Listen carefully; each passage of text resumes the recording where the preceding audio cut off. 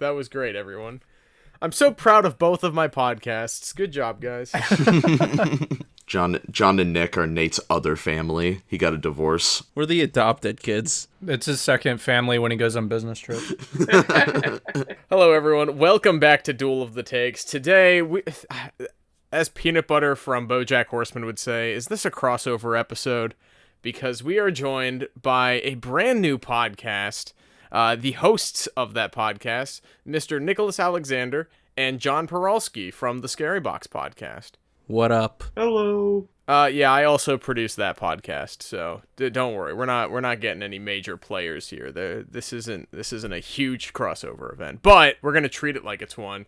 Today we are going to be doing one of the most lax episodes ever, talking about Halloween candy. Honestly, probably one of my favorite things about the spirit of Halloween was going door to door and taking all these candies. So we're gonna make a definitive tier list out of a pretty wide variety. I should have got like ice cream or something before this recording because it's just making me hungry. Yeah, I just drank an entire pitcher of cold brew, so I think my sweet tooth is fixed.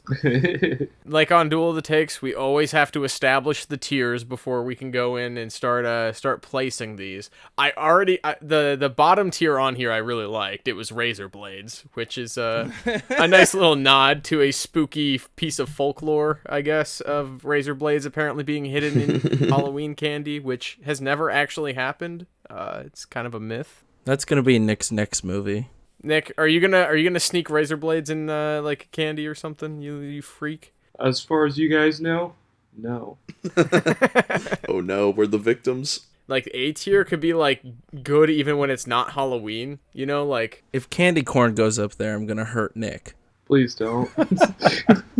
He seems like a candy corn kind of guy. I am not a candy corn boy. I would say B tier would be exclusively Halloween, which might be a bad thing or a good thing. The second to the top is solid anytime. The third from the top is great around Halloween.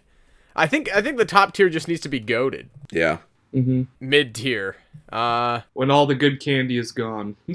Oh yeah, bottom of the bag. The ones you trade with your little cousins. I was gonna say the ones you trade to Alden. Aw. No, wait. There needs to be lay off the edibles. Could one of them be candy that's giving hints off of drugs? Because Big League Chew is just basically chewing tobacco for kids. I think that's what Alden's talking about. Lay off the Percocet. Yeah. No, there's a whole new Facebook thing where instead of razor blades in the candy, it's people putting their edibles in the candy bowl. That's kind of sick, actually. I would have had a great Halloween 2010 if someone put fucking edibles in I think Halloween 2010, I dressed up as a box for Halloween. I went trick-or-treating in a gigantic cardboard box. And, people were like, oh, it's a robot. I'm like, no, I'm a cardboard box. It's in the box. Yeah, I don't know. I guess people didn't find it as funny as I did. You should have done Dick in a Box. I think that was before Dick in a Box. I was the original Dick in a Box. I could probably redo that Halloween costume now, and I could be the Alice in Chains song "Man in the Box." Nice. All right, that fell flat.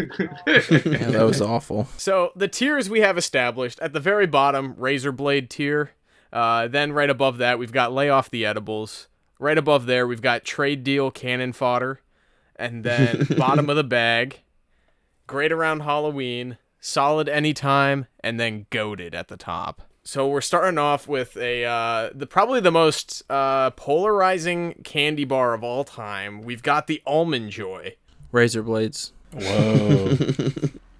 They're not that bad. I think for me personally, this is the definition of trade deal cannon fodder, because there's usually one person who really fucks with Almond Joy, and you can get just about anything from their collection with it. But I don't really fuck with it myself. I think Almond Joy blows. I feel like I've traded Almond Joy more than a lot of the candies on this list. It's also the weird one that it's always the weird kid that likes Almond Joy. That's how you know to trade with them.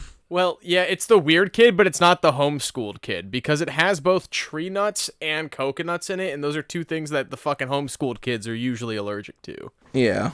Andrew. Wait, Andrew is homeschooled? Why am I even asking that? I don't think he was, but he fucking looks like he was. This actually isn't a Halloween candy tier list. This is just the roast of Andrew P. Roberts, composer of both podcasts. Yeah, Andrew, who do you think you are? Making awesome music for all of us? Who do you think you are? The next Danny Elfman? Because I do. Almond Joy. What are you guys thinking here? Alden, you were trying to propose something that wasn't trade deal cannon fodder, and I want to hear it. It wouldn't have gone much farther. I was thinking kind of bottom of the bag because I don't hate these. It's just not my top choice of like a chocolate bar, mainly because of the coconut. Yeah, I agree. I don't despise Almond Joy, but I would never go out of my way to eat one.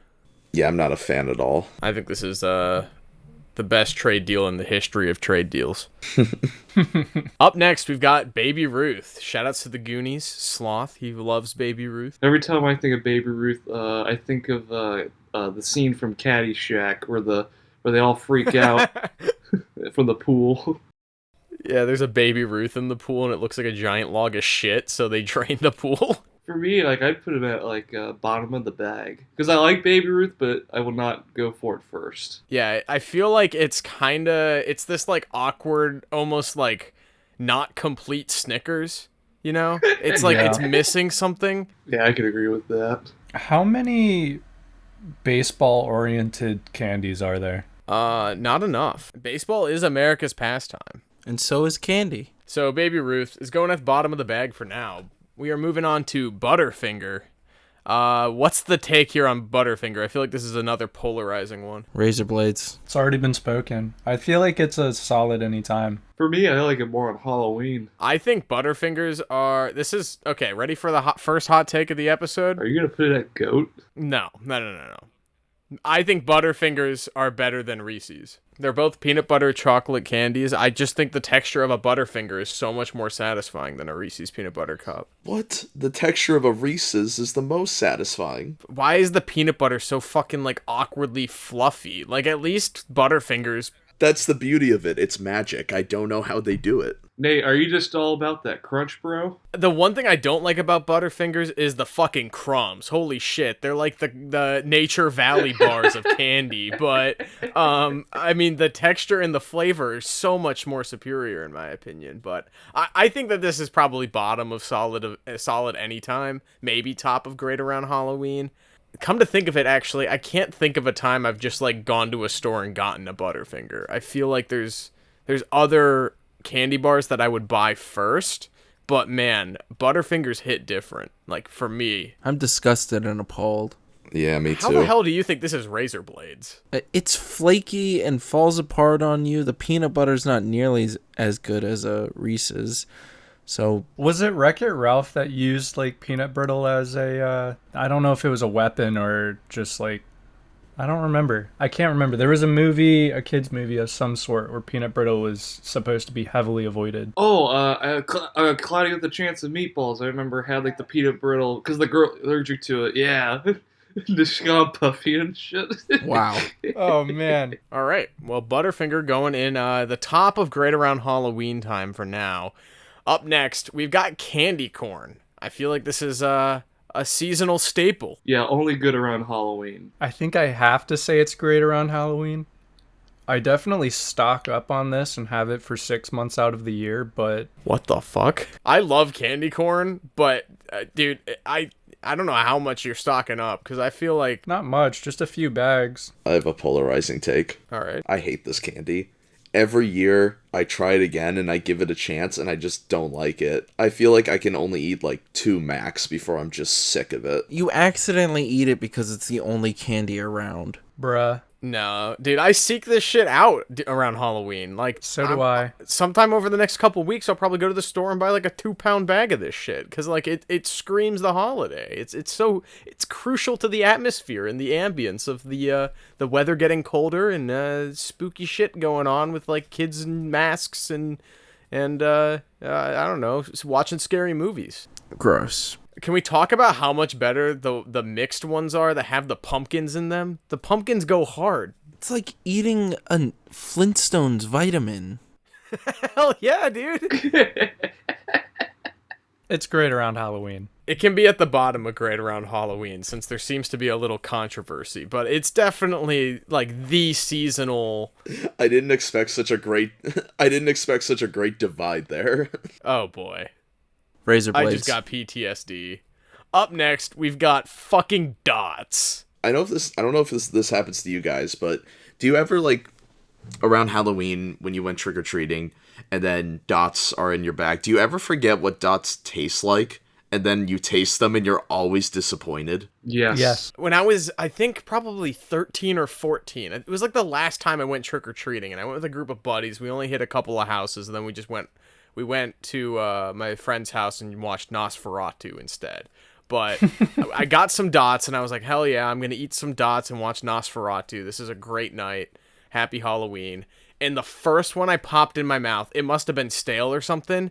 It got stuck in the back of my teeth, and like I couldn't pull them apart at all. And I was getting really scared. So then I was just like, you know what? I'll like sneak some water in my mouth, get it to like ease up a little bit, and then just pull my mouth apart. And I ripped out one of my fucking molars, and I haven't had dots since. I refuse. This shit's razor blades, in my opinion. You should do it for TikTok. Trying dots for the first time since I ripped out a molar? Yeah, I don't think so. I was bleeding the rest of the night, dude. I looked like a fucking horror movie victim because a dot, a little fucking gumdrop crippled me. Oh, here it is. Pennsylvania. Pennsylvania's proud of this next one. All right. The Hershey bar. Goated. Or, no. Solid anytime. Is it solid anytime? This Yeah, is you bottom could of the if bag you just for want me. a little bit of chocolate, just boom, right there. I think we need a true Eastern Pennsylvanian's opinion on this. Josh, what's your take on the Hershey bar? This is kind of a tough one to judge because I feel like I never eat, like, Hershey's chocolate, like, by itself. There's a reason for that. No, I mean, if I had to eat it, it's fine. It's still Hershey's chocolate. I don't know, it's always a great, like, ingredient to add with other desserts. You go to, like, Hershey Park, you go into the factory, you get that glorious smell of the Hershey's chocolate. But I don't think it's, like, their best bar. I think there's a better bar on here that the Hershey's company makes. But, no, Hershey as a company, a city, and a chocolate bar, I think is goated. Whoa. Home of the Hershey Bears. No, not they are not goated. I like Hershey bars to a certain extent, but I totally agree with you that they're not like.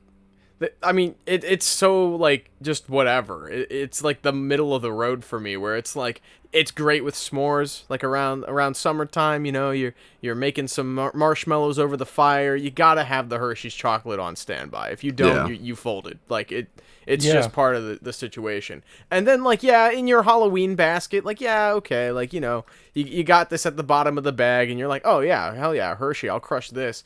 But I think what makes the Hershey bar so good is the variations to them. Like, the dark chocolate Hershey bar, I love that shit. Yeah. The cookies and cream one? Yeah, the cookies and cream one's good, too, actually. Yeah, I like that one. Mm-hmm. There's so many different variations, and there's more good than bad, I think. It's so versatile that it stands out from bottom of the bag for me. I refuse to like put it higher than great around Halloween. But also we got to consider without the Hershey bar being a smash hit as it was, we wouldn't have other bars on here. Also true. I think this can go to solid anytime. Yeah, I agree. I agree. Agreed. Bye, Alden. Go have fun with your dots, buddy. Yeah, go eat your dots. Bro, I didn't defend dots at all. That's disgusting. God, you guys are the worst. You bring Alden onto this show just to make fun of him. I didn't even defend dots. This is the most angry Alden's got in an episode in months. Because someone said I like dots. Oh boy. Up next, another polarizing candy, the hot tamales. Yeah, these might be the definition of lay off the edibles. Fuck. I love hot Because tamales. you don't realize it burns your mouth, and then halfway through, you're like, ow! That's a white take. I love hot tamales. Yeah, me too. I know I bring it up every time Warcraft, the movie or the video game, is mentioned. But when I was working at the movie theater, they had this limited edition Warcraft Mike and Ikes that was half hot tamales, half Mike and Ikes. And that shit was Kino. It was so good. I really thought you were going to say icy for some reason. A spicy cinnamon icy. Oh, speaking of which, I went to fucking 7-Eleven like 2 or 3 days ago because I wanted to get like one of those like smart waters or whatever.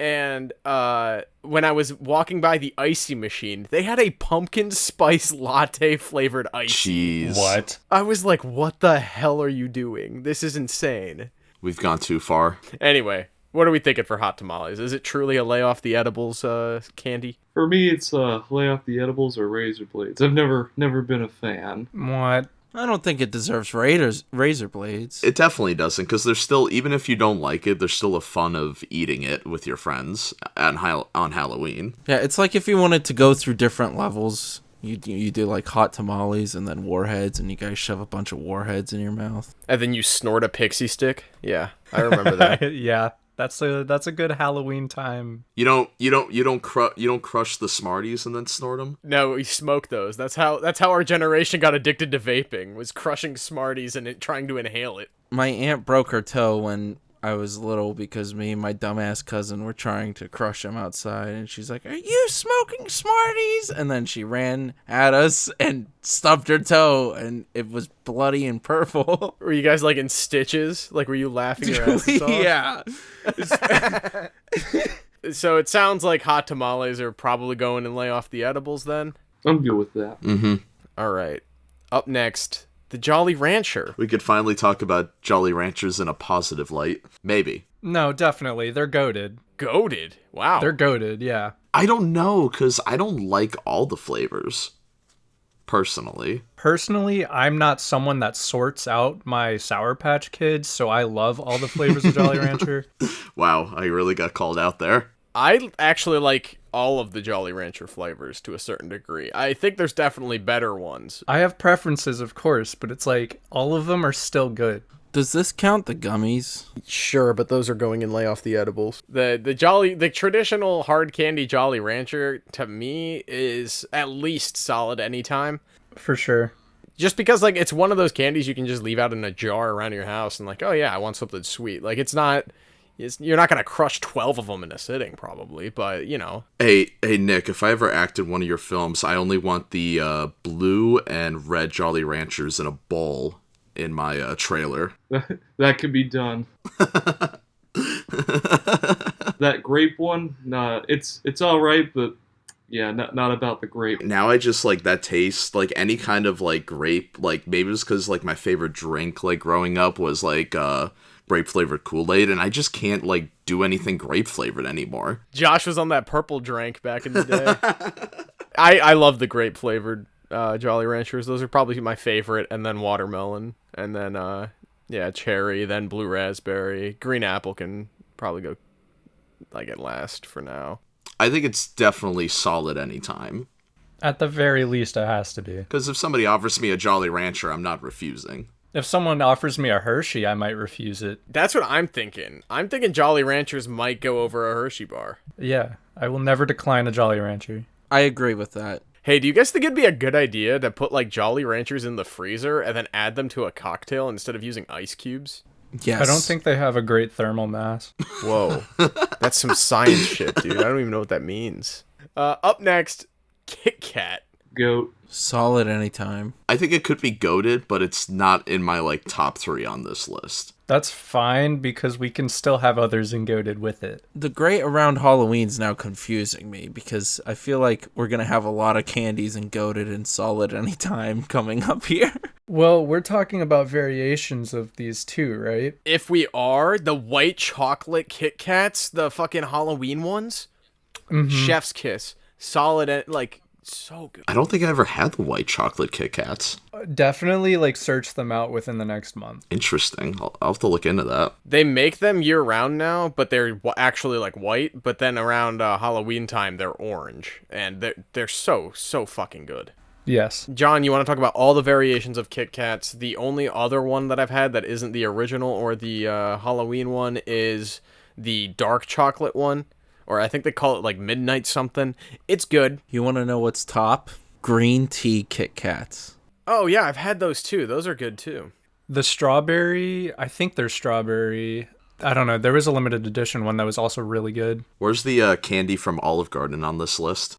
Kit Kat has like a mint variation of it, and it tastes very similar to the Olive Garden mints. There are like hundreds of Japanese Kit Kat flavors, by the way. I love that. You can buy them in bulk off of Amazon. Whoa. I'm going to speed read these. Did I see a cookies and cream one? There is a cookies and cream one. The ultimate list of Kit Kat flavors exclusively in Japan and beyond. In the fruity Kit Kat flavors, we've got banana Easter break, blood orange, blueberry, cantaloupe, citrus golden blend, chocolatey special strawberry maple, fruit parfait, green grape muscat, kiwi fruit, lemon chocolate V-Day limited edition, mango, orange, passion fruit, peach, pear, pickled plum, pineapple, pumpkin, raspberry adult sweetness, salt and lemon, Satoshi region, Shinushu apple, strawberry adult sweetness, strawberry togochi, sweet strawberry, tangerine, Iokin,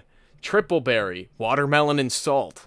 In the chocolatey Kit Kats, they've got black chocolate, cacao 61% Kit Kat, cacao 72% Kit Kat, chocolatey sublime bitter, milk ruby, the fourth type of chocolate. Dark chocolate, adult sweetness, white chocolate, and white chocolate express. In the nutty Kit Kats, we've got almond, men's almond. Alden. Men's Alden. Yeah.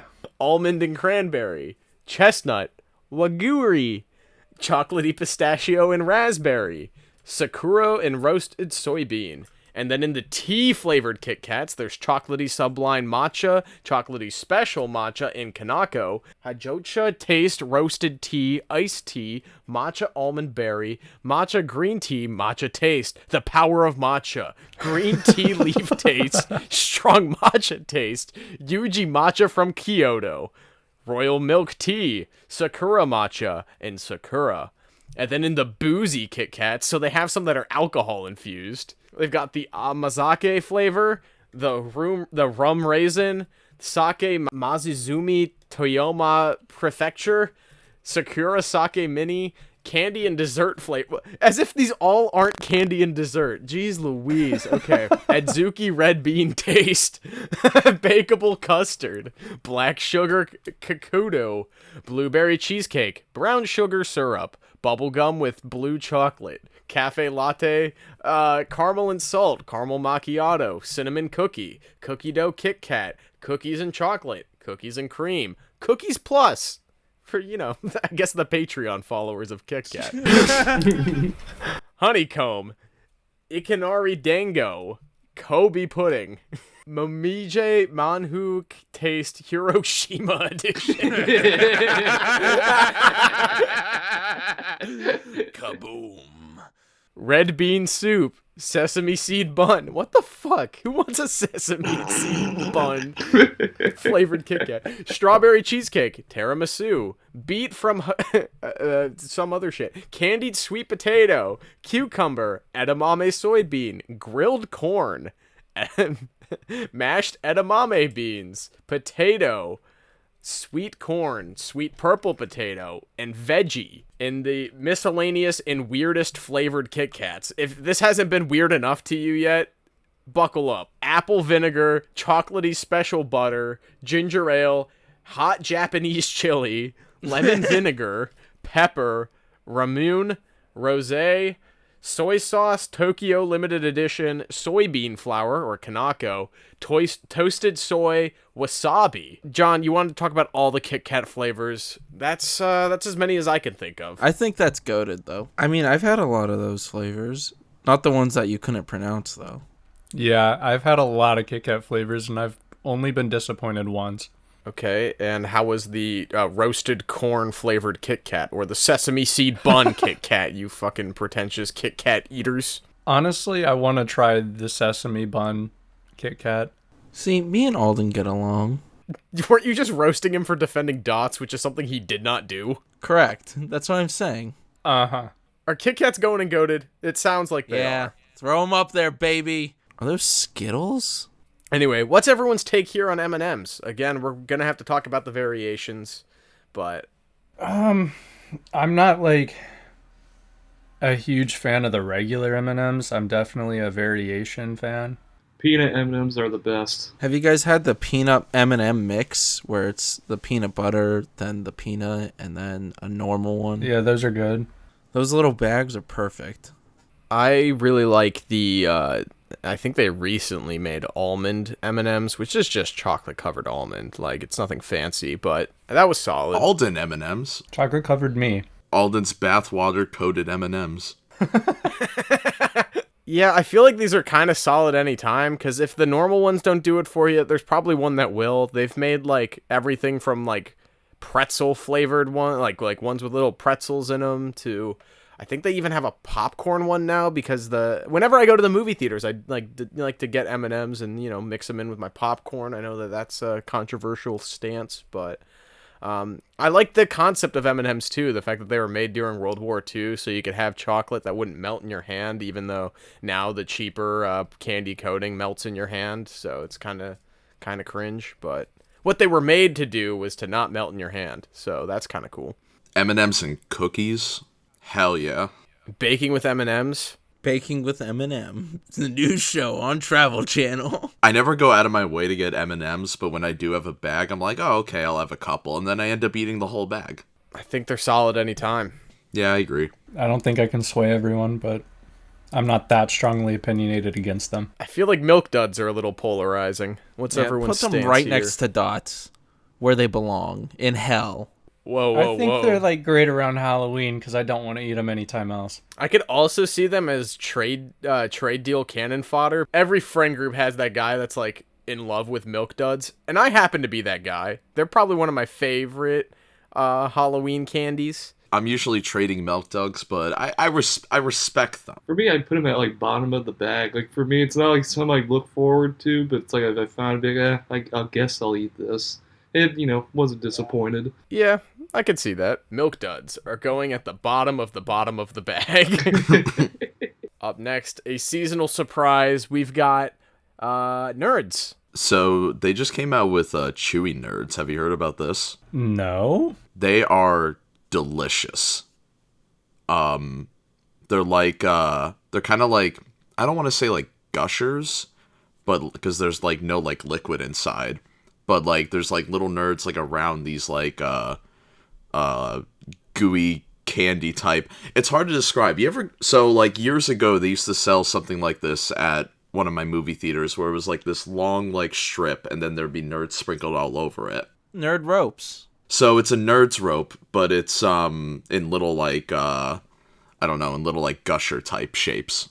They're very good. They just came out, I believe. I mean, I'm glad they don't gush, though, because if I wanted nerds gushing in my mouth, I would just go to D&D again.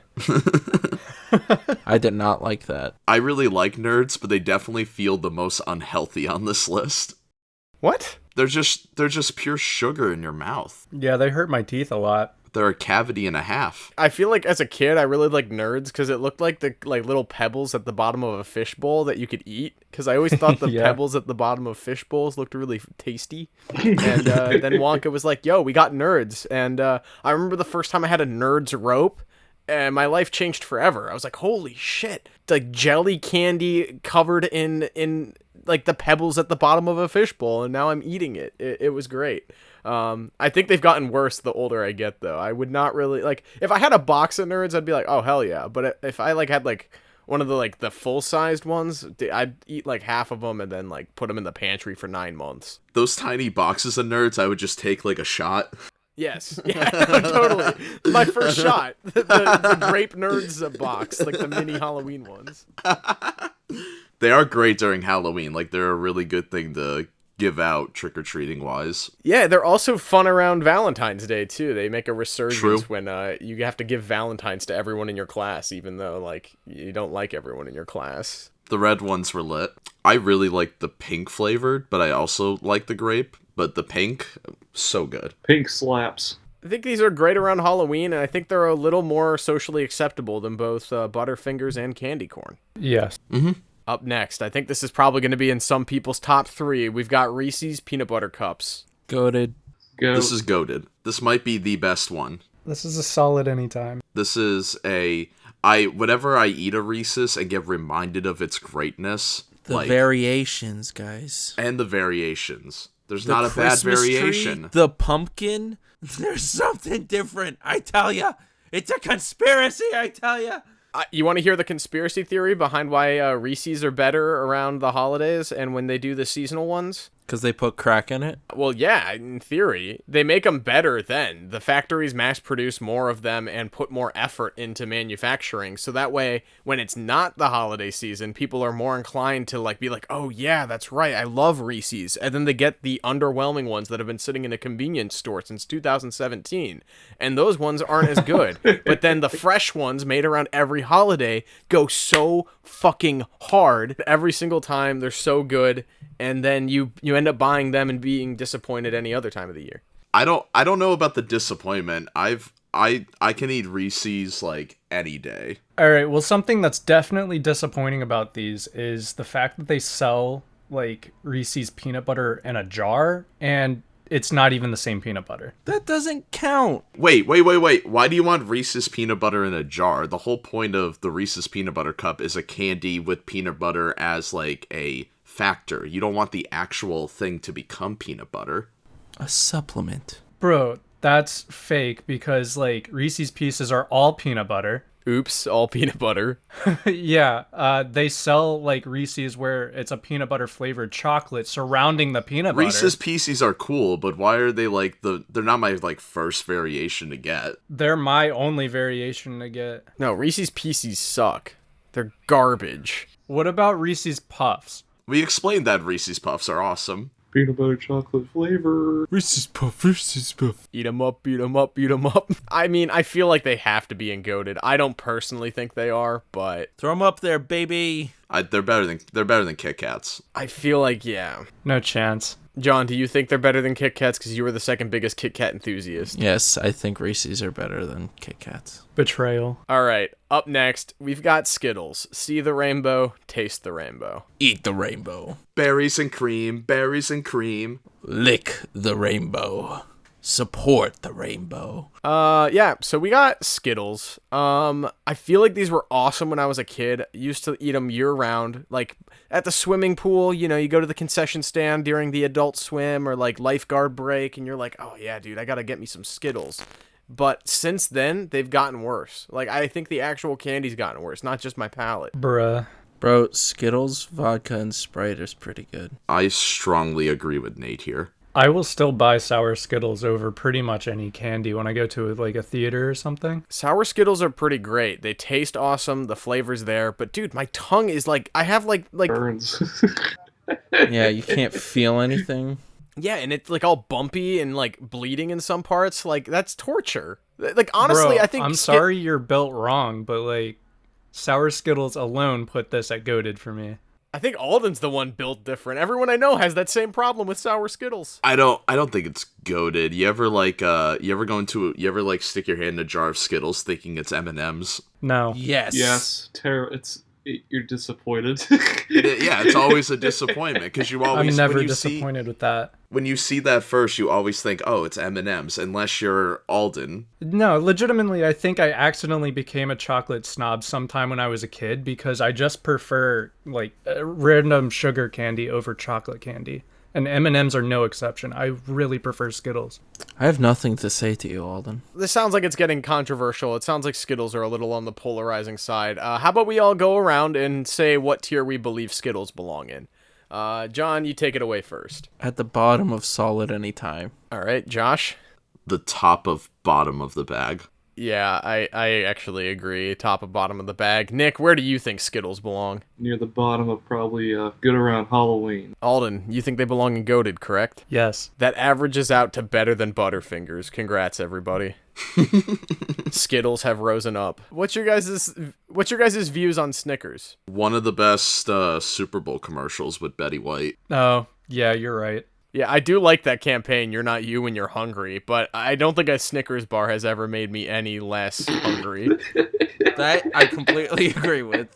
I'd like walk out in the middle of class at Full Sail and just go to a vending machine, grab a Snickers, and I was good for the rest of the class. I agree with Alden. Like if I need something just to fill me up for like 2 more hours of like class or something, a Snickers comes in pretty clutch. But I'm also gonna say it's not like one of my favorite candy bars or anything. Yeah, it's really good, but I can't quite say goated. For me, it's a good any time because if I were to just go to a vending machine, like Snickers would not be the first choice, but it's like if someone handed me a Snickers, I'd be like, hell yeah, thank you. This is the shit. If someone they're like, hey man, I got 2 candy bars from the vending machine because like 2 fell out, and they were like, I don't care which one. Do you want a Hershey's or a Snickers? I'm gonna grab the Snickers. Like, hello? Like, if they're offering me a Hershey bar, I'm like, get the fuck out of here. Thanks for the Snickers.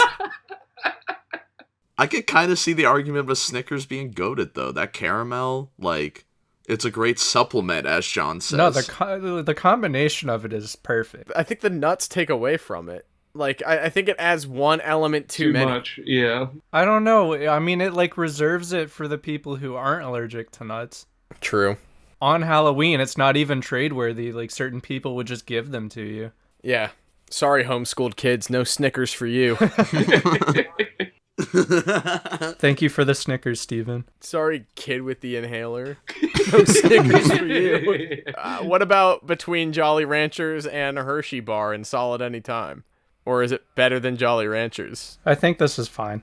This is fine. Up next, we've got Josh's favorite, but only 2 of the 5 flavors. Or 3 of the 5 flavors, right? The 3/5 compromise? I start with the blue and the red, and then I go to the yellow, I believe, and then I think I eat the green next, and then I finish off with the orange. Orange is a good finisher, I agree. Yeah, Sour Patch Kids. I feel like they have gotten more and more popular over our lifetime. Like, I remember them being kind of rare, like, when we used to go trick-or-treating and stuff. But now they're everywhere. I feel like people eat this shit all the time. I feel like everyone that I knew ate a lot more, with the exception of Josh. Everyone I knew ate a lot more when they were younger. Well, yeah, but I feel like they're more popular now. Also, the watermelon flavor, I feel like, was really popular. Oh, yeah. No, I like the watermelon Sour Patch Kids more than the Sour Patch Kids. Big same. I agree. Yeah, me too. But in general, man, I feel like this has to be, like, solid anytime. I feel like this is, like, one of the most popular candies. I know it was when we worked at the movie theater. We'd sell through fucking boxes and boxes of Sour Patch Kids, marked up to, like, $3.50 for a tiny-ass box. People can't get enough of this shit. Yeah, it's a solid candy. I feel like if you're looking for a sour candy, it's just one of those that's consistent. Like, other sour candies, it's like, oh, there's, like, one flavor I like. Or, like... When they added the blue one, it changed the game. I think the blue one's the worst flavor. But, I mean, I know it's a hot take.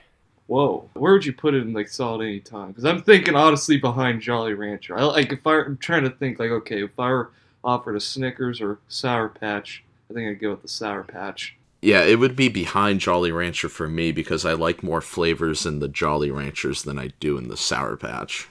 Yeah, I might even put Snickers above it personally. I think it'd be behind Snickers because although I was kind of poo-pooing on Snickers, I feel like if someone was handing me like one of those mini bags of Sour Patch Kids that are in vending machines or a Snickers bar, I'm going to be like, what the hell are you doing? Give me the Snickers. Yeah. I don't want like 7 Sour Patch Kids. I'm gonna crush like a pretty good sized box if I get Sour Patch Kids. And now they make like the fucking 5-pound bags of that shit. It's nuts. Alright, up next. Probably the biggest mixed bag candy of all time. The one where flavors truly matter. Starbursts. Oh, man. If we're just talking pink and red, it's great anytime. All together, it's I think in the but good only around Halloween if you just think of it all together. They're perfect for Halloween because you could just trade away the bad flavors. Yeah. Someone always likes those yellow ones. I don't know if this is just me, but Starburst always feels like more of an Easter candy than it does a Halloween candy. Maybe just because they're smaller, so you can fit them in an Easter egg. But people that handed out like the little mini 2-packs, Starbursts have way too many fucking wrappers. So you have the base wrapper, and then each one in between is individually wrapped. You have like a handful of Starbursts. You're going through like a pile of trash. You're gonna have to take out the garbage after you eat one little baggie of Starburst. And that's kind of how I feel about Starburst, and that's like a big hindrance to the candy, because this is a childhood staple for me, but it's so annoying to eat. I mean, they're definitely better than Skittles. Yes. Yes. Mm-hmm. I don't know if they're as great around Halloween specifically as Nerds, though. Doing the Nerds shots, I mean, come on. That's iconic. That's like you're in between houses. You're in like the rich neighborhood where the houses are a little bit more spread apart. You know, you got a little bit of a walk, and you're like, oh man, I really need to like get through this street here. Need to finish out this cul-de-sac. So you reach in your bag, you grab a little grape Nerds, and you take a shot, and you're like, all right, I'm ready. I think Starburst in the bag, the Starburst minis are better than classic Starburst. Starburst Mini's flavor is bad, though. I think the flavor is good. I feel like it doesn't even taste like a Starburst. It tastes no, like it doesn't taste like a Starburst at all. It's definitely a flavor that had to grow on me. Speaking of things growing on you, we've got Swedish Fish. Goated. They're fine. I think they're just good at any time, but toward the bottom. Yeah, I agree with that. Why don't you two do the Scary Box podcast together? Alden and Nick, the Scary Box podcast. Like, for me with Swedish Fish, like, I like them, but, like, they freaking get so stuck in my teeth, like, with how chewy it is and stuff. And They're not as bad as Dots, though. They're not even close to being as bad as Dots. Dots is a disgrace. Yeah, I have a personal beef with Dots. I'm trying to take down the Tootsie Roll company because of Dots in a class action lawsuit. I feel like Swedish Fish could be lay off the edibles. I feel like they have a cult following. I feel like you either love Swedish Fish or like you would never think about them unless it was Halloween or something. Like, My problem is they come in such a big package and it's one flavor. Don't have a problem with that, but the big package, like, I'm fine with the small bags of them. The multi-mixed flavored is good, too. Like green and red and blue. those are so rare, though. I feel like I haven't seen one of those since 2008. I don't think I have either, but I do remember seeing them. I got them around Easter. Bro, I can get a 30-pound thing of Swedish Fish assorted flavors for $127. That does not sound worth it. That would take like a year and a half to eat. Like, that's the one thing I'll say is like, yeah, the fact that there's very little variety in them is good if you like the flavor. But man, if you don't, even like the movie theater box-sized thing of it, you're going to get tired of the flavor halfway through. Yeah. I think this could be at the bottom of grade around Halloween or maybe the top of bottom of the bag. It's better than candy corn. No, it's not. No. You guys are I'd disgusting. put it above candy. Thank you, Nick. All right. Well, if we're getting out of pocket, then I like this more. I like Swedish Fish more than Starbursts. Whoa. Oh. I can't do that. It's definitely better than Skittles Butterfinger. more than Swedish Fish. All right. I guess I got too carried away. It's going right over candy corn. I guess. Wait. I think you could go up one more. Yeah, you can put that in front of Butterfinger. Get your finger off my Butterfinger. We all really judge Nate there. Fine. Swedish Fish can be better than Butterfingers. Thank you. I'm gonna fucking get just as angry when I'm editing this too, just so you guys know. Up next, we've got the Tootsie Pop. So I want to explain how much of an idiot I was. So when I first had one of these, I didn't know there was chocolate at the end of it. So when I finished one, I was like, "What the fuck is in my lollipop?" I feel like I have a similar traumatic memory of that. Like 3rd grade or something. I was so freaked out what it was at first. I used to think that Tootsie Pops were just like boneless blow pops, but the older I get, the more I realize it's the reverse. I feel like the actual like sucker / lollipop part of it is significantly better than that of a blow pop, Whereas like a blow pop, you're like, I just got to get to the gum. But now it's like, oh yeah, there's a Tootsie Roll in here. Like, that's nice. But like the flavors of the Tootsie Rolls, like kind of like the Tootsie Pops, I should say, like kind of go hard. I like the orange one a lot. I like the red one. I think that's supposed to be cherry. There's a few different red ones. Isn't there a chocolate one? Yes, that's the best. That's the best? Yeah. I feel like that's the most pointless one, because the goal is to get to the chocolate, but now I'm starting with the chocolate? No, the goal is to find out how many licks it takes you to get to the center of a Tootsie Pop. You won't even know, because you'll just keep tasting chocolate. You won't even realize you got to it. You'll get lost. No counting on the brown Tootsie Pop. I feel like this is like the definition of great around Halloween. You Yeah. know? Like I wouldn't really go out of my way to eat this any other time of year. See, I feel like you guys aren't taking into account the giant bags of candy that are like the mixed and matched. Like with the Tootsie Pops, you get Tootsie Pops, Tootsie Rolls, the other flavored Tootsie Roll thing, the fruit flavored ones. Whatever other company owns candy in that. But, you know, the dots are the real killer of that bag. But to be fair, a Tootsie Pop lying around anytime, who doesn't want a lollipop anytime? It's not like you guys go to the physician's office anymore, right? Like, you're not going to lollipop when you go to the bank or anything. I definitely grabbed a lollipop at the bank today when I got my rent. Anyway, you don't have lollipops as often as I feel like you did when you were younger, so a Tootsie Pop, it's like the best of both worlds. You know, you bring up that factor of like the assorted bag of Tootsie Roll shit. Honestly, the Tootsie Pops are probably the top tier of that assorted bag. So, you know, that's a good point. But when it comes to like the whole, I guess like anytime aspect, if I had to pick between like a Tootsie Pop or was it a Dum Dum, I'd go with the Dum Dum. I think I would also go with the Dum Dum. But for Tootsie Pop specifically, like I always like thought of like I agree with Nate where it's like I always thought of it where it's like more of like a Halloween kind of candy and really just around that, because also I just remember like it'd be like after Halloween, like you'd stash some of the Tootsie Pops to bring with you to like school and stuff. Like I always do that. It's like Get in the one, trouble for eating in class. yeah, like it's the one you save for like for when you're going somewhere or whatever. It's like it's just there. Is this the reason I have a problem with like vaping? Because like the oral fixation all started with Tootsie Pops. Because that might be a case study I need to dive deeper into. Tootsie Pops and Smarties. Tootsie Pops are the real gateway drug. We are the generation that stops smoking. Yeah, right. We grew up on Tootsie Pops. And candy cigarettes. Those aren't even on this list. Yeah, they aren't, unfortunately. Oh, candy cigarettes. They were the best. I don't even know what they're called, because they renamed them, but I don't even know what they're Sticks called. is what they're called now. Death Sticks. That seems simpler. My mom got so mad. I remember we were on like vacation or something, and my dad and I bought them, and my dad had me like go stand like far away and like had me holding like a cigarette, and my mom came running over. All right, so are we thinking Tootsie Pops go at the bottom of solid anytime or the top of great around a Halloween? I think they're solid anytime. Great around Halloween. I think they're better than the Hershey bar. Yeah, I'm with you. All right, up next, the default fucking Tootsie Roll. Good around Halloween. It's good around Halloween. Or it's either like that or like bottom of the bag. It's better than candy corn. It's better than candy corn. I do agree with John. It's better than candy corn.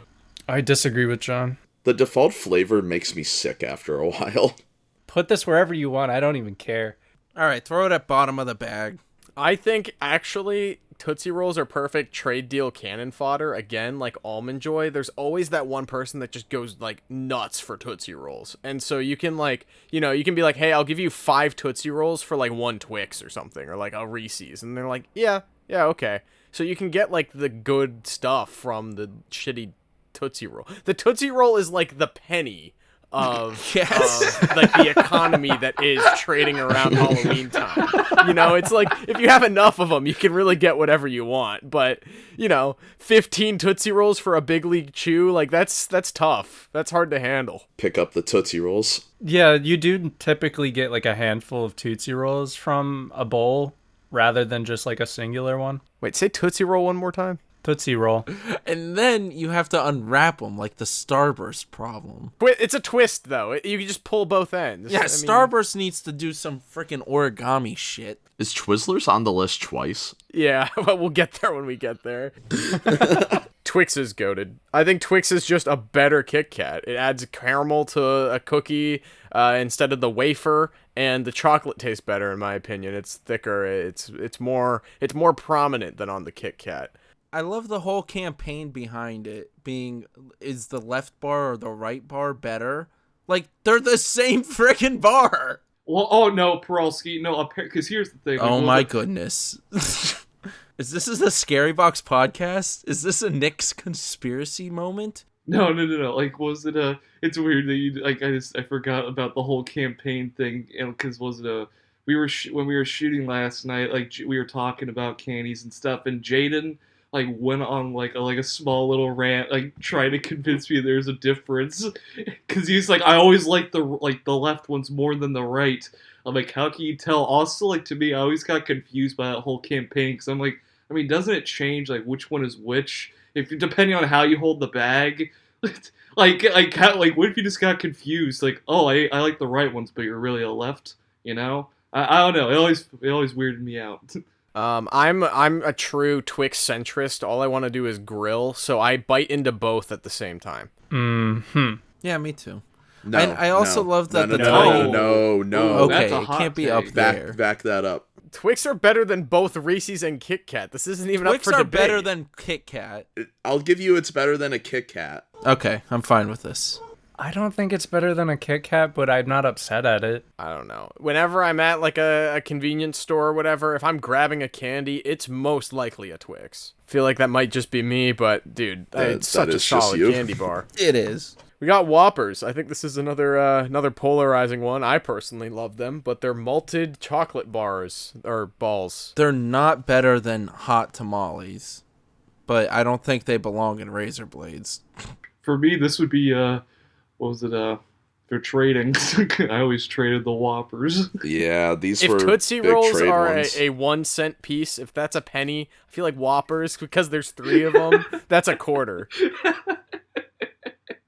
And also, like, for me, I don't know. I never, like, Whoppers are alright, but it's just, like, I never, like, went out of my way to get them. It's more of, like, to where, like, someone, like, offers, I'll like, be like, sure, and I'll remember, like, oh, these are actually pretty good, but, you know, other than that, I really forget about them. They're just plain. There's nothing wrong with them. I just feel like they're so plain. I feel like my love for Whoppers grew from the fact that every year at Halloween, it'd be the last candy I had because, like, everyone would trade them for me. So, like, the candy that I don't like, Dots. Like, I would just be like, all right, yeah, Dots for fucking Whoppers. And then by the time we get to the bottom of the barrel and there's just, like, 500 pixie sticks left on the table, I'm like, all right, guys. You guys take 100 each, and I'll just take everyone's Whoppers. And then, like, that's where my love for them grew. So I'm okay with them being down there in trade deal cannon fodder. I think that makes a lot of sense. They're more consistent than Almond Joys, though.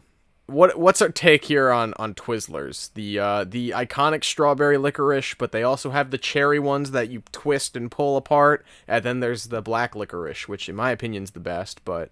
Of course you like licorice. I hate these. You hate Twizzlers? I think regular classic Twizzlers are There's fine. so many other candies, like, with this texture and flavor that's just better. Like the Nerd's Rope. If I want to have, like, a string candy, I'm not going for a Twizzler. Give me a Nerd's Rope. Give me, I don't know, something else. What's your take on red vines? Oh, what? Red vines? I don't think I ever had those. Oh, it's the second biggest type of licorice, and they're cherry flavored, and They're probably better. they taste like a Cracker Barrel. They do.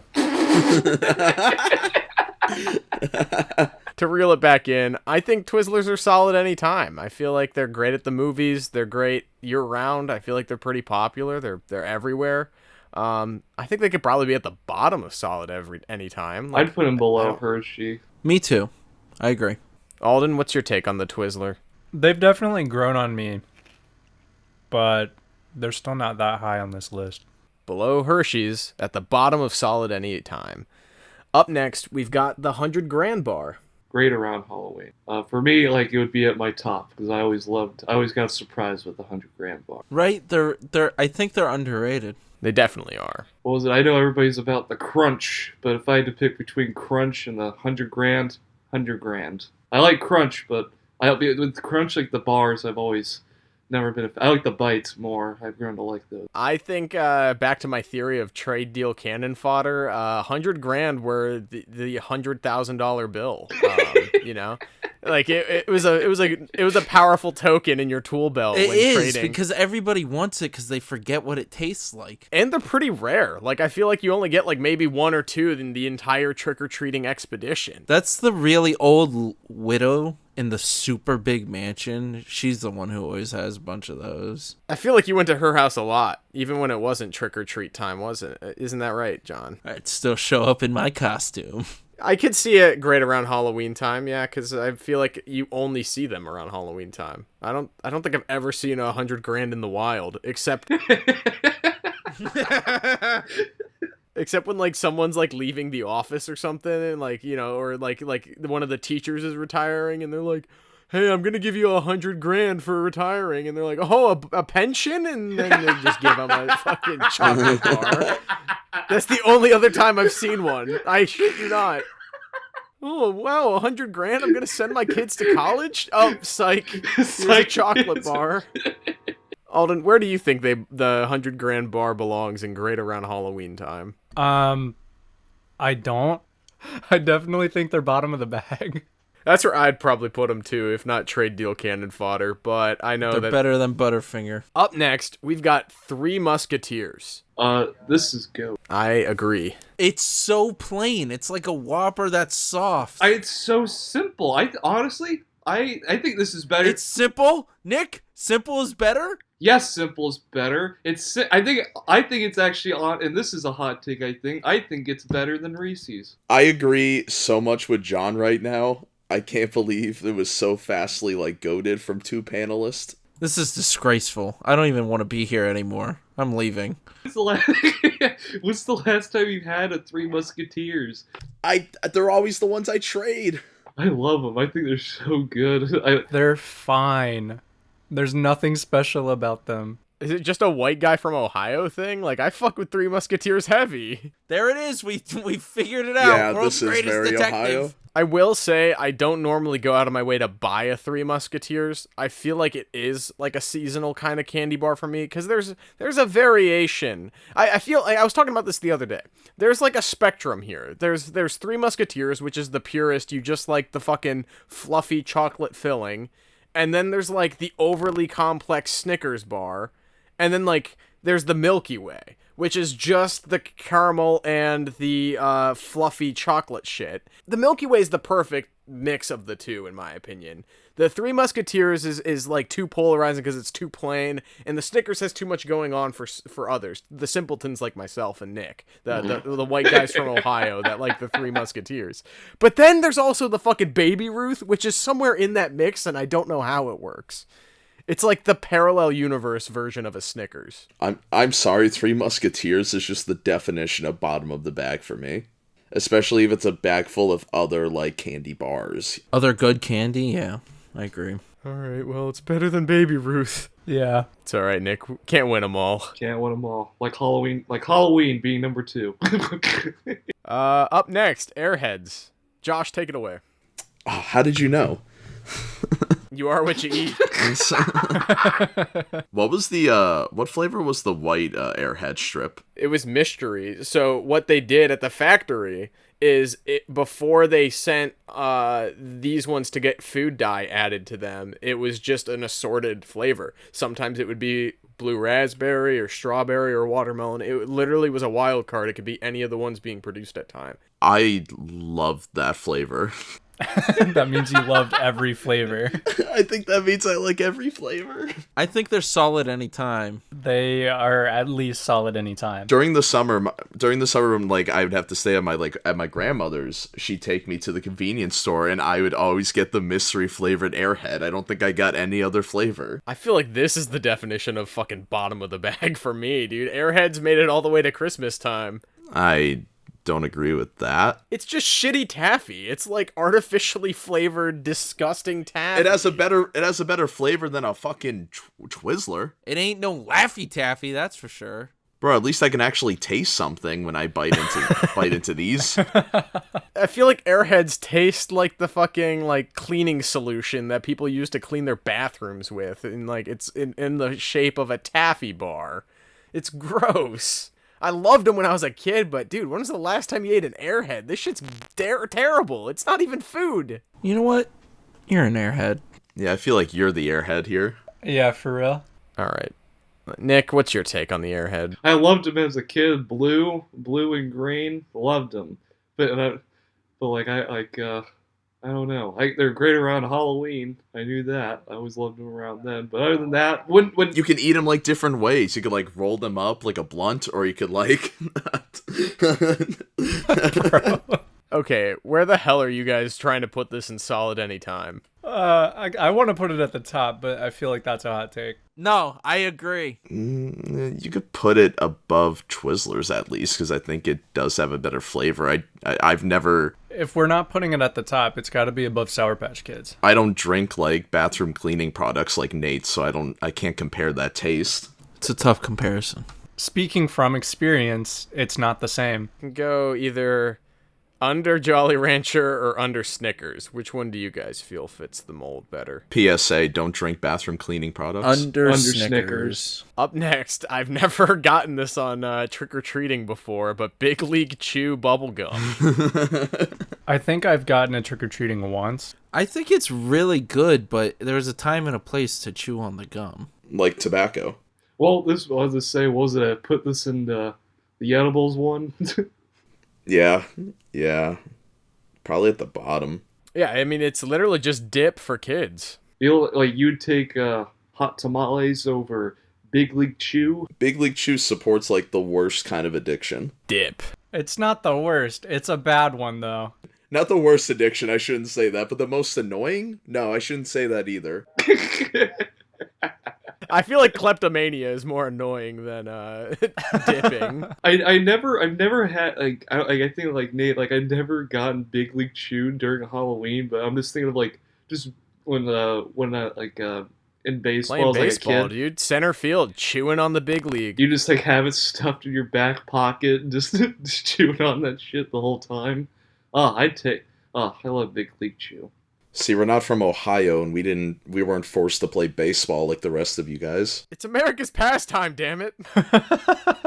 No, I did play it, and Big League Chew is great. Big League Chew and sunflower seeds were my diet from the time I was 8 to the time I was 14, okay? Honestly, same. Up next, we've got the Blow Pop. I loved these as a kid. They suck ass now. They aren't good. Whoa. They're at least, like... It's the cheapest possible sucker/lollipop you could possibly imagine. Cheaper than a Dum Dum, which is literally the cheapest candy to make. The most expensive part is the fucking stick, which is insane to me. But then they throw in the most mediocre gum with no flavor in the middle, and you're expected to treat this like it's some sort of delicacy. Blow Pops suck. The razor blades tier. Would you say Blow Pops blow? No. They're not razor blade, but look, I'm fine with trade deal. Because like I don't hate them, but they're not great. I would take a I Dum don't know. Dum. It's definitely like, I guess how I think Josh, he was talking about the Nerds Gummies thing. Up next, we got a bottle caps. I think these are Wonka, yeah? These are great. I feel like I only saw these around Halloween. I feel like I never saw them any other time, but they're cool. Like someone would always put them in the trick or treat bag. Not something I could eat year round because of just their texture, but I feel I'm going to be alone here. I hate these.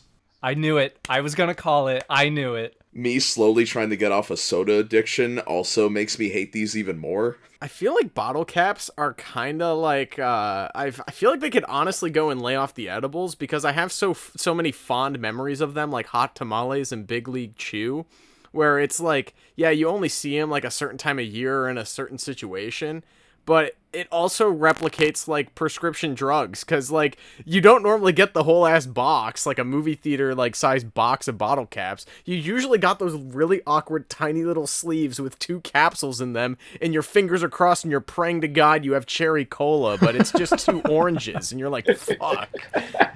It's like playing like pill roulette or pill bottle roulette or whatever, but in candy form. I just look at these and I'm just like, there's a bottle of like soda in my fridge.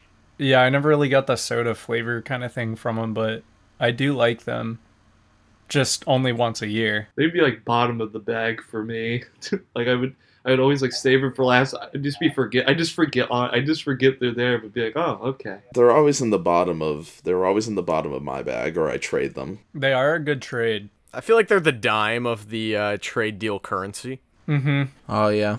I agree with that. Bottom of the bag. The bottom of the bag bottle caps. All right. Moving along to the... what the hell? It's the, like, caramel-covered apple suckers. Yeah, those. I'd trade them, but I was never a fan. I'd put them at razor blades. I think they're just disappointing. I feel like trade deal is too high and razor blades is too low, but it's not a lay off the edibles kind of vibe. I don't think I've ever had a candy apple. Like a real candy apple? Yeah. Bro, you had some on your counter when I was there a few weeks ago. Yeah, those were Grace's. I like candy apples, but these kind of just feel like a cheap imitation of them. One of my biggest problems with suckers, and this might just be because I'm like not good at eating food, but like they're too sticky. The fact that they add caramel to a sucker just makes it like 7 times too sticky. Like you take a couple licks and then you're like, oh, you're talking to someone, so you take it out of your mouth. Next thing you know, you've got like half of your room's like collection of dust. You've got like 2 quarters and like maybe something like belly button lint all on your fucking sucker, and then you end up throwing it out. Like these kind of suck. I could see razor blades, honestly. The flavor's not worth the struggle for me, but I also just am bad at eating, so.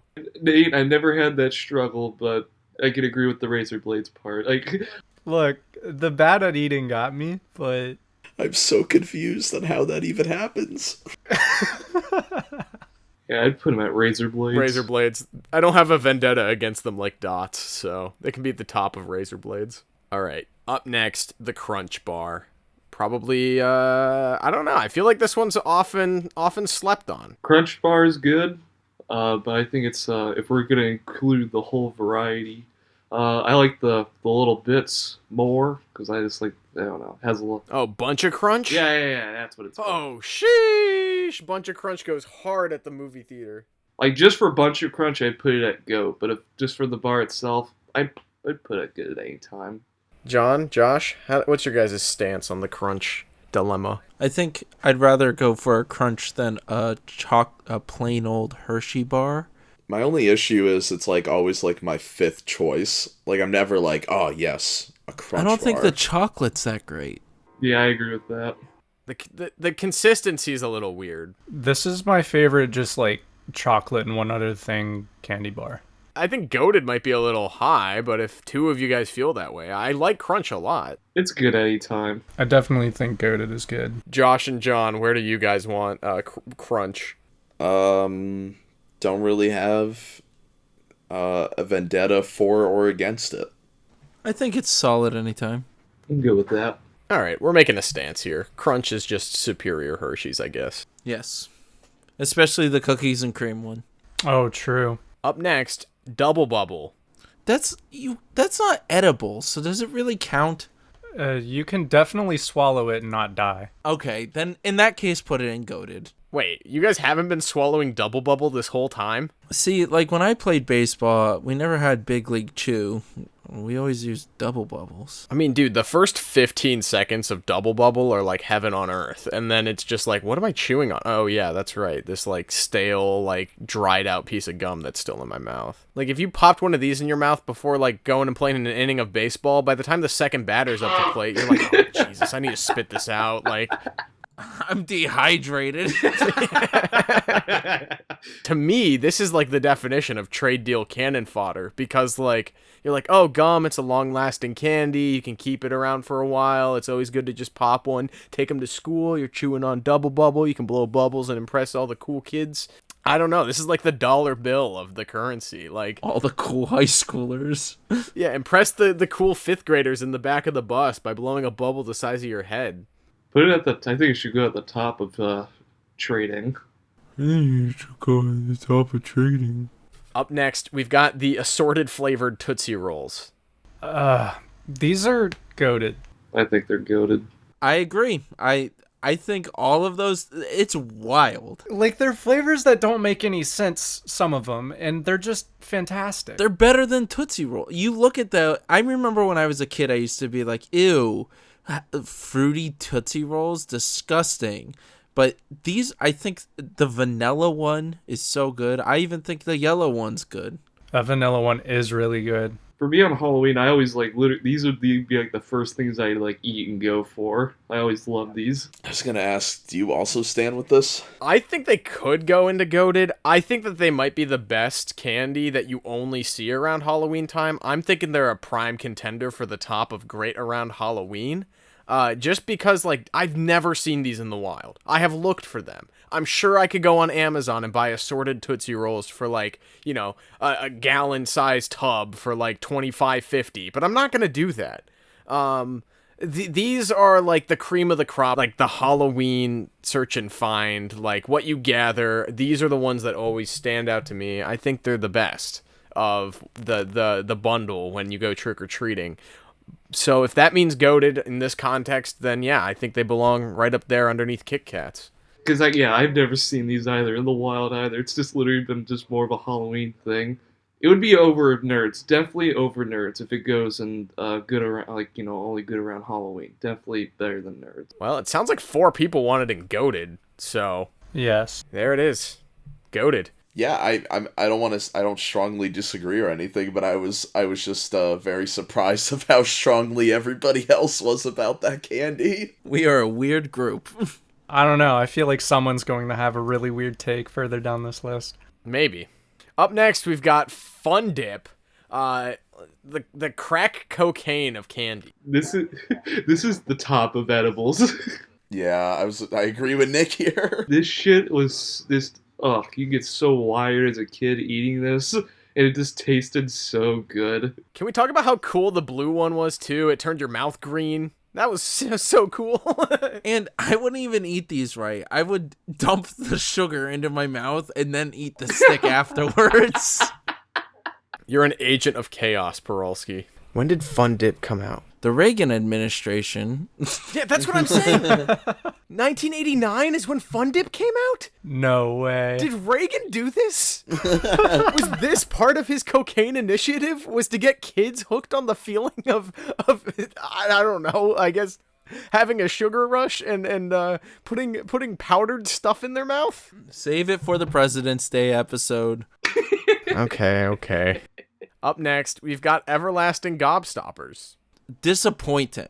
Yeah, I was about to say disappointment. The movie can't hype a candy up like that and not deliver. It doesn't even look like the movie's candy. Either version. Well, the movie's candy looks more like a jawbreaker.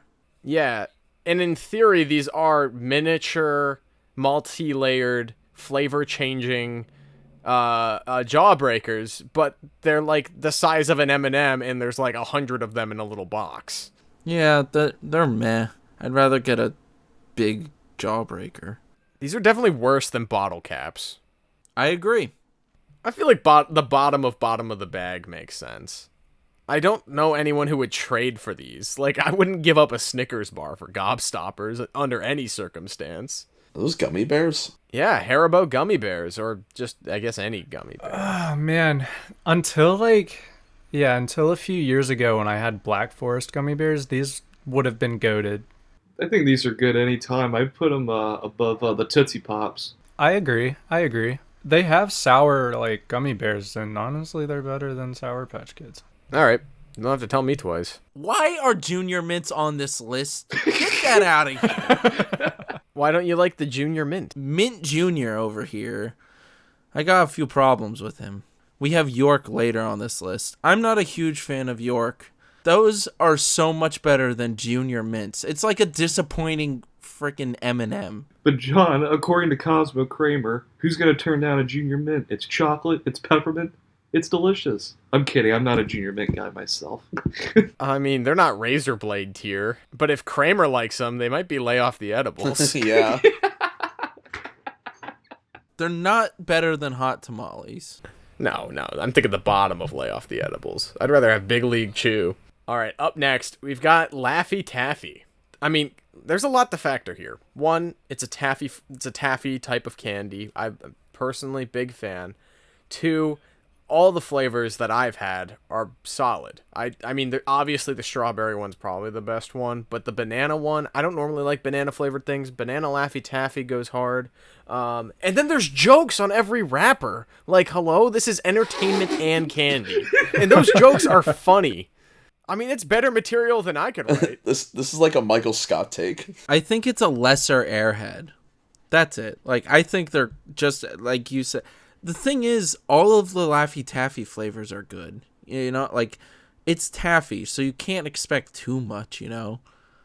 I think they're better than Airheads. They don't taste like fucking bathroom cleaner. You in the bathroom cleaner. You probably should stop drinking bleach. Right around Halloween, because I never like got them outside of like Halloween season. Like, no, I'd put it toward the top of great around Halloween. I'd definitely rather take a Laffy Taffy over a Starburst. I can tell you that much. Yes. Yeah, I'm kind of offended, but whatever.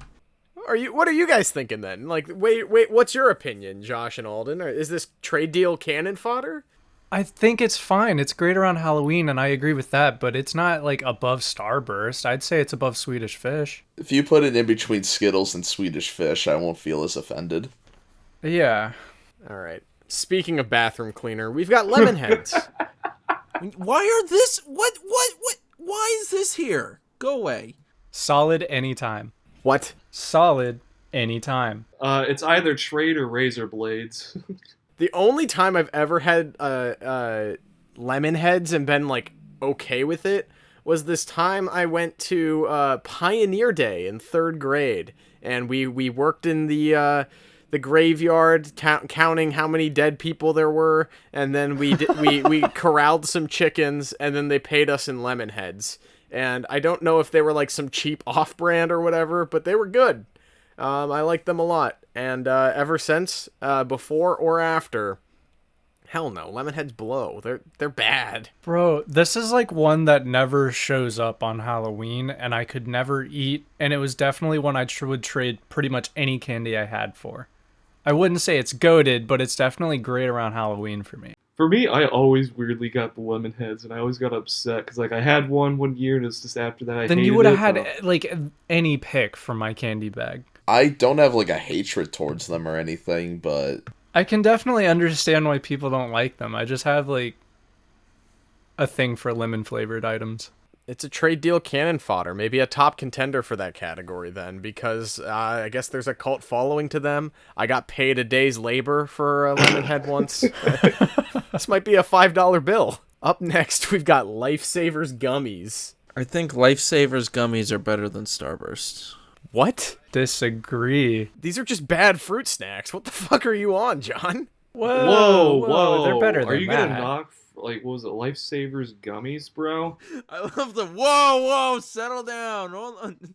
There are weird like book-shaped boxes around Christmas, and that's when I eat these. No other time of the year. okay, listen here, other podcast. Our opinions matter more. Yeah, Nate, who do you like better?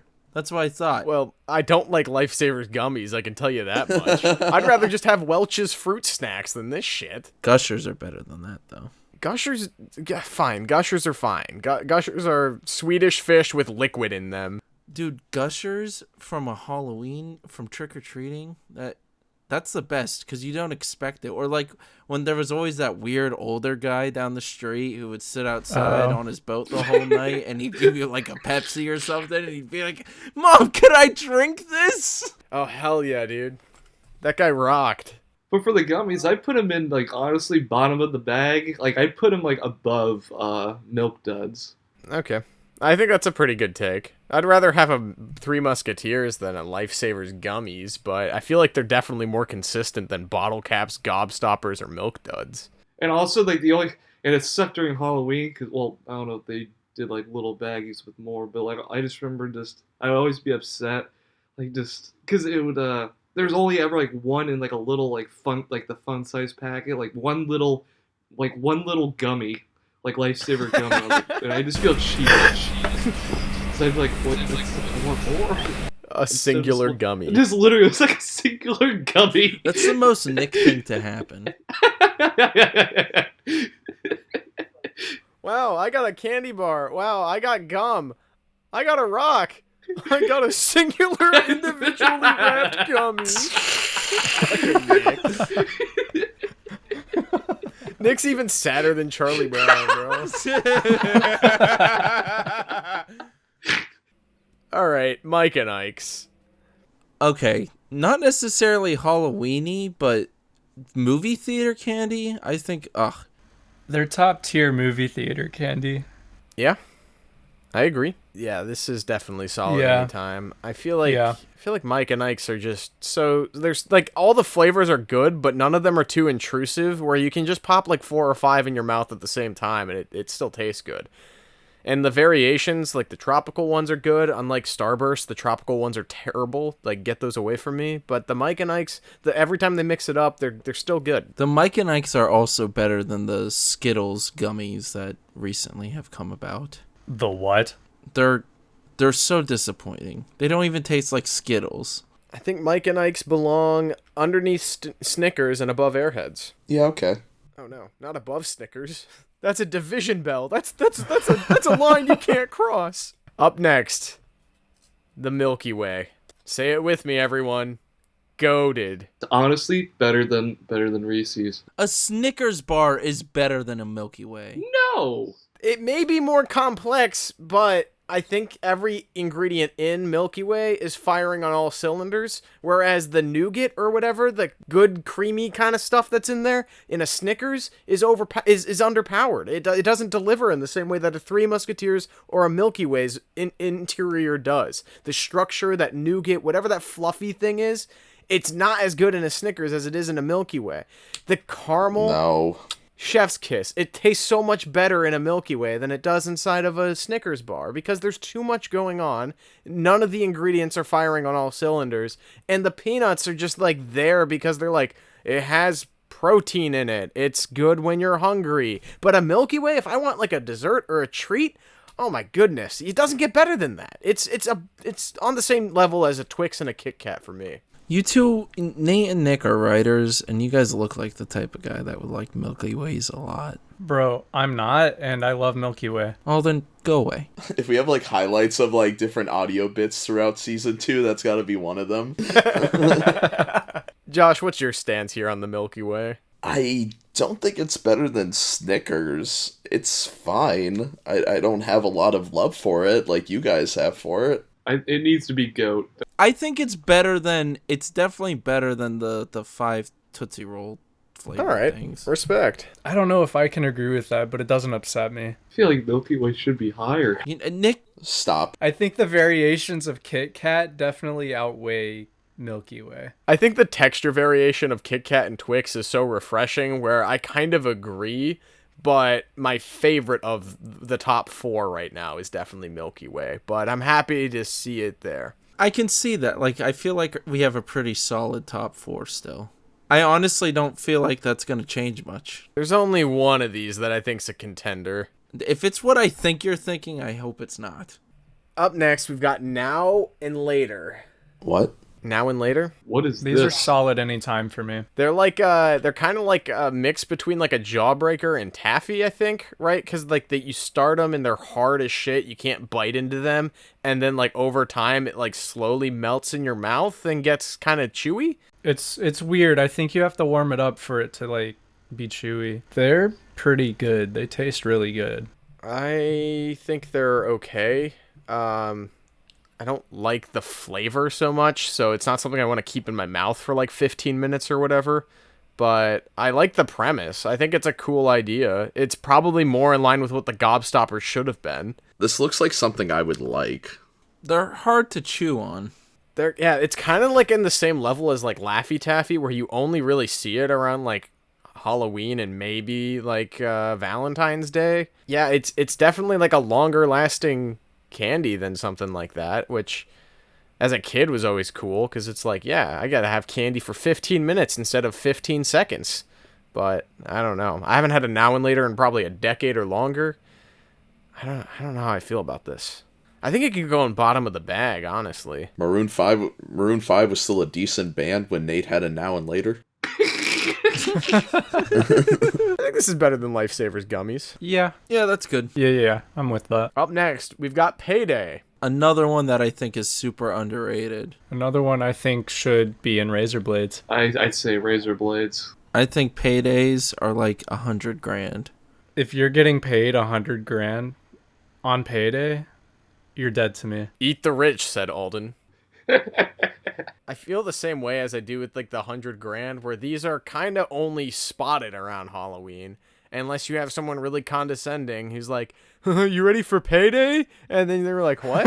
And then they give you a goddamn payday bar. It's and so you're disappointing. Like, what the hell is? It's mostly nuts and then caramel. It's like a Snickers without the good part. This sucks. Wasn't there an episode of The Office where like Michael Scott has the payday and $100,000 thing? Probably.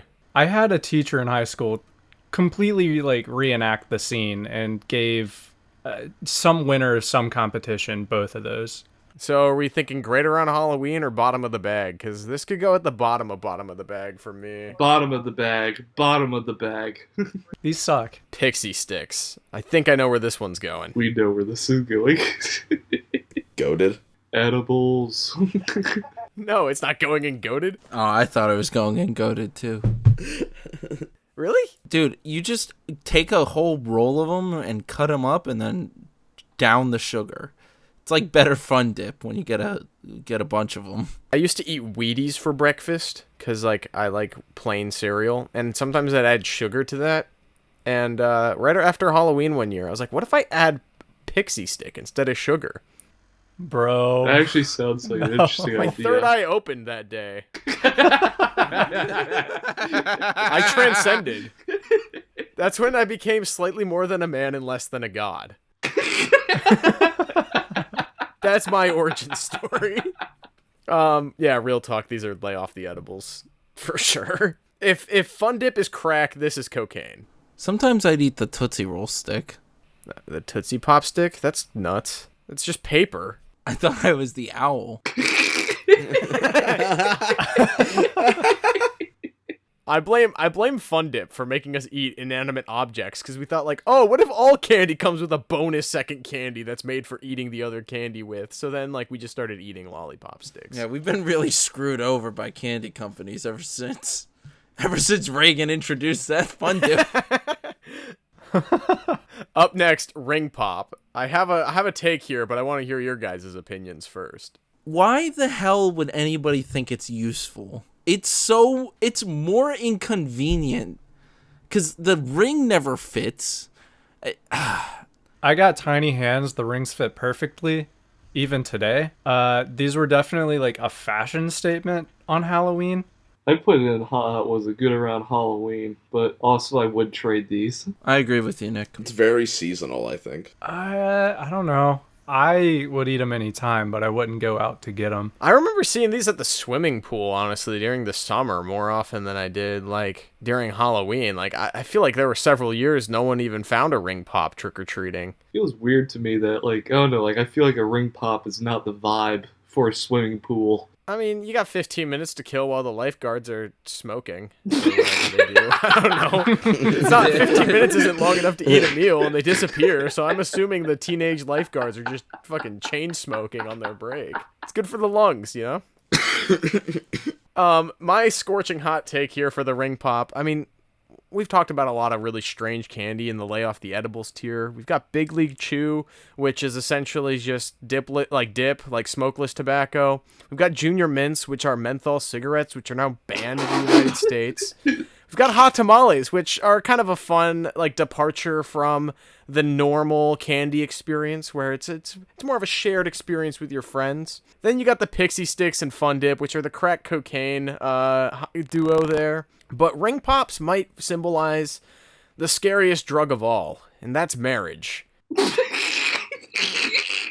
I think these also belong in Lay Off the Edibles because no one even really likes the flavor of these things. Again, Yeah, the flavor it's sucks. a bad fucking lollipop on your finger. I don't mind and them. It's sticky as shit. You drool all over your hand. You have like fucking the back of your hand is just gross with a saliva candy combination. Nate, how do you eat? No, we've already been over Nate is bad at eating. I'm bad at eating, okay?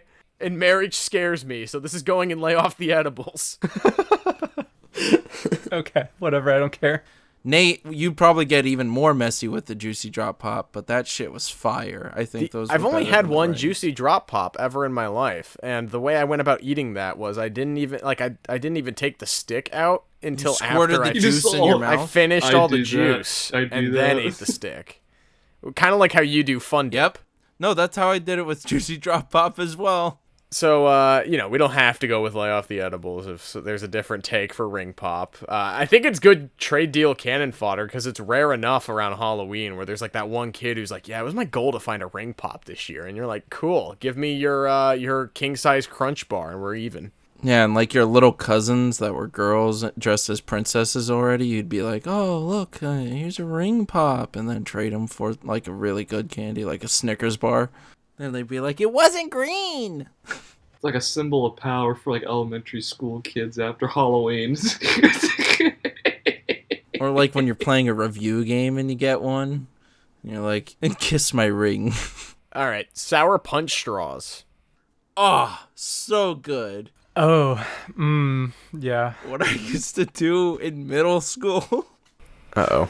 every morning for breakfast, I would have Sour Punch straws and a Pepsi, and just God, shove them all damn. into it. And wait.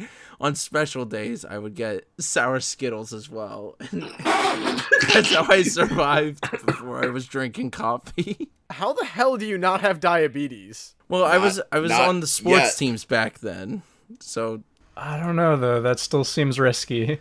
Every day? not every day. It was only like during 8th grade until I got into the guy at the register was like, what the hell are you doing? they blocked You got cut off? Yes. Bruh. Oh my god. 8th grade was wild. Is this Lay Off the Edibles then? Because John had a fucking addiction to them? Because, like, for me, it's kind of like a nice, like, variety in terms of candy because there's not too much like it. It's kind of like a Twizzler, but it's also sour, like a Sour Patch Kid. I think this might be Johnny Hollywood's kryptonite.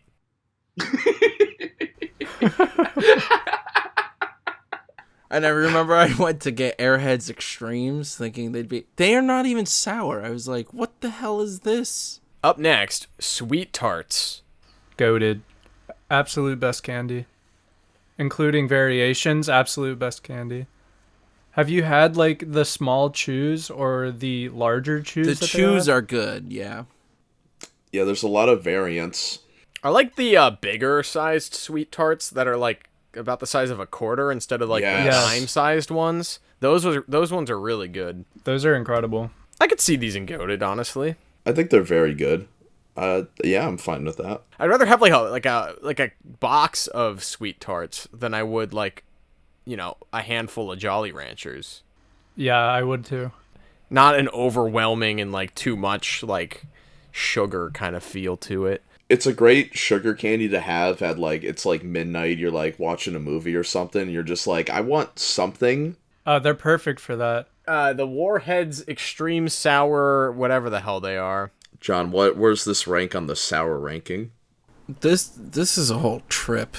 I think they're less sour than they used to be. Is it because we have old adult taste buds now? Yeah, our mouths are done developing, and also candy companies have made their ingredient list even cheaper. It's literally just no sugar anymore, all fructose corn syrup. So I think that these kind of were like the same kind of like gimmick candy, like a hot tamales in some crowds. Where it's like, oh, you know, how many warheads can you fit in your mouth? And then like I'd eat like 6 at the same time, and the flavors wouldn't line up right, and it'd be really sour for about 15 seconds. So then it's like, oh, now I'm just sucking on hard candy. This isn't that great. But yeah, I used to not like the taste because I was like, why does it taste like vomit? Are these the LSD of candy for kids? This is part of Reagan's plan. When did these come out? Oh shit, look that up. Yeah, I don't really have a strong take on these. I feel like they're kind of are like a seasonal like surprise, like good around a Halloween. I think they should go on edibles, because like I do remember in like elementary school just be like what Nate was saying, just like everybody in like your friend group would just see how many you could eat. Yeah, it was like a dare.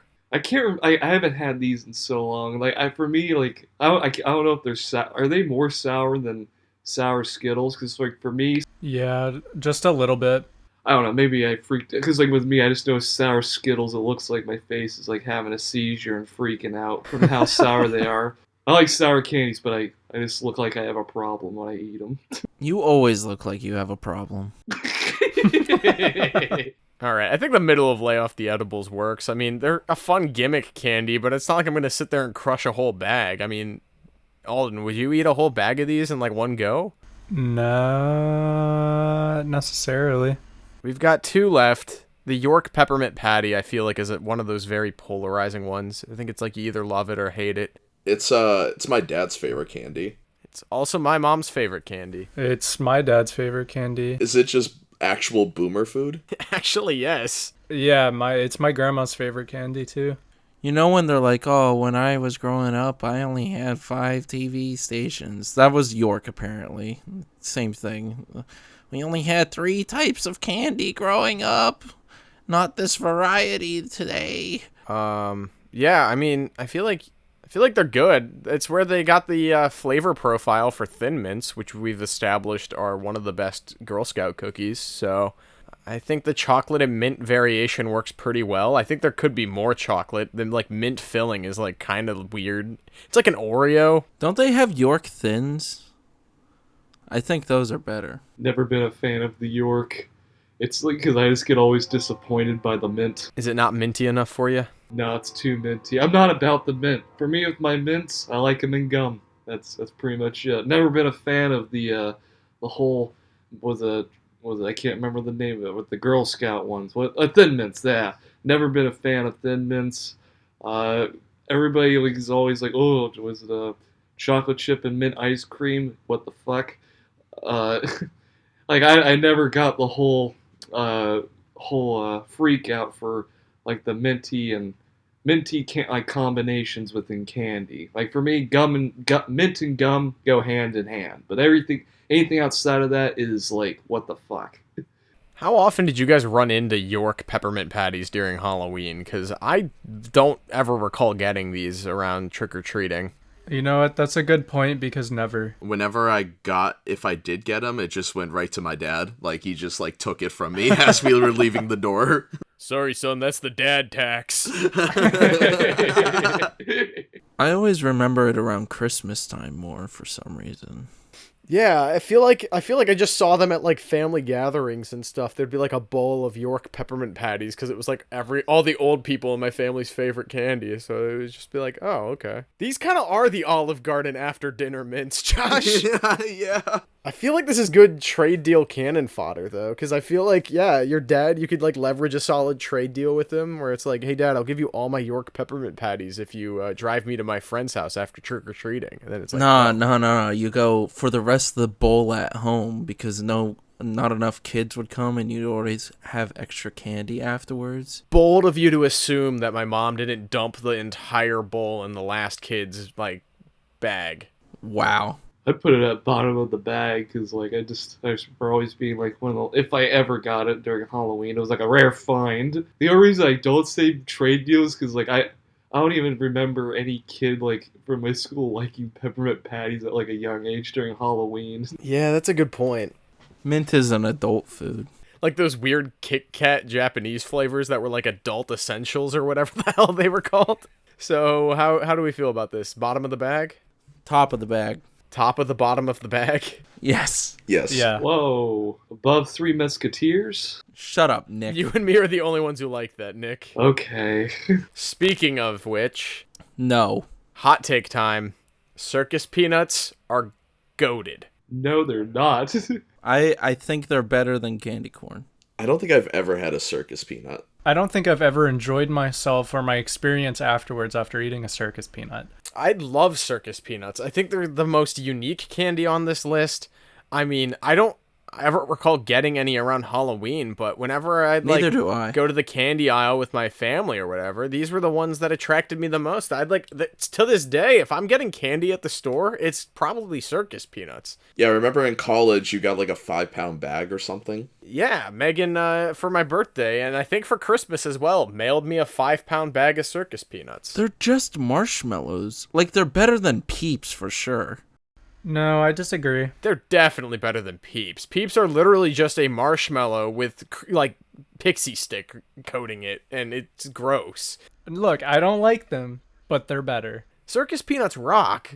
Well, if they're better than candy corn, according to the only other person that views them in any favorable light whatsoever, I guess Solid Any Time is the only fair place to put them. Is it?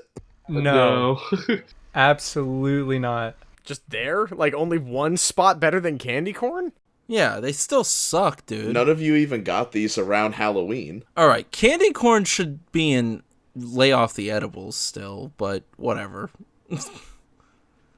You're causing confusion, Nick. Cut my life into pieces. This is my last resort. That's where I would put them. I learned a lot today. I learned that Ronald Reagan created Fun Dip as a means to get children addicted to crack, and I'm the only person in this call and probably on the planet that likes Circus Peanuts. Disgusting. That like circus peanuts as much as you do. Anyway, we gotta briefly promote here. Nick and John, what have you guys been cooking up? What's happening on YouTube? I've got to ask real quick before we wrap it up here. In October for the Scary Box YouTube channel, we are releasing different amounts of different little variety of content. We got little short horror films, a few comedy sketches, and Parolski, Nate, and I are working on a podcast that's all about the weird and interesting true horrors and stuff like that. Just discussing weird, horrifying kind of topics that around just weird stuff like Helltown.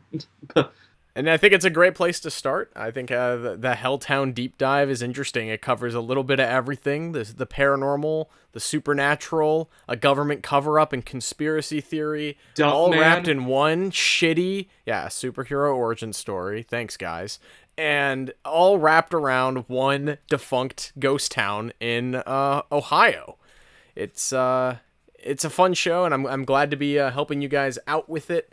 But yeah, go a little bit more into the whole Scary Box idea, John. What were you guys working on all year, and why is October so important for you guys? With Scary Box being around since college, we always figured that would be what we wanted to brand all of Nick's horror stuff as. And at the beginning of this year, when we started working on free videotapes, Nick and I had went through and planned out how we wanted to release it and distribute it to different film festivals and send our films out to festivals. And always in the back of our mind, our plan was to then upload them onto YouTube after the festival runs.